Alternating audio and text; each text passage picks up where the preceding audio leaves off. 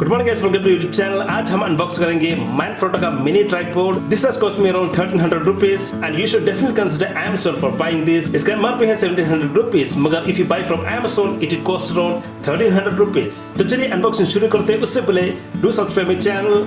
Let's start. यहाँ पर आप देख सकते हो, ये है मैनफ्रोटो का मिनी ट्राइपॉड पैकेज। यूज करने में बहुत ही कॉम्पैक्ट और लाइट वेट है। आप 1 kg के अंदर कोई भी कैमरा इस ट्राइपॉड के साथ यूज कर सकते हैं। चलिए इसे अनबॉक्स करते हैं।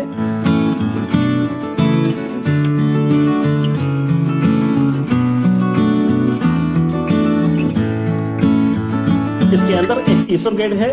इस प्राइस के अंदर आपको एक अच्छा ट्राइपॉड मिलना बहुत ही मुश्किल है।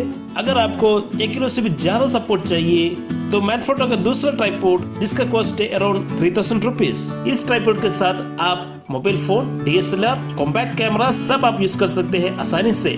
मैनफ्रोटो का मिनी ट्राइपॉड बहुत ही compact, stable, up to 1 kg you can hold any camera on this. Tilt करने के लिए आप सिर्फ बटन को प्रेस करें और ट्राइपॉड के हेड को घुमाइए 180 डिग्री। तो दोस्तों, इस वीडियो में इतना ही।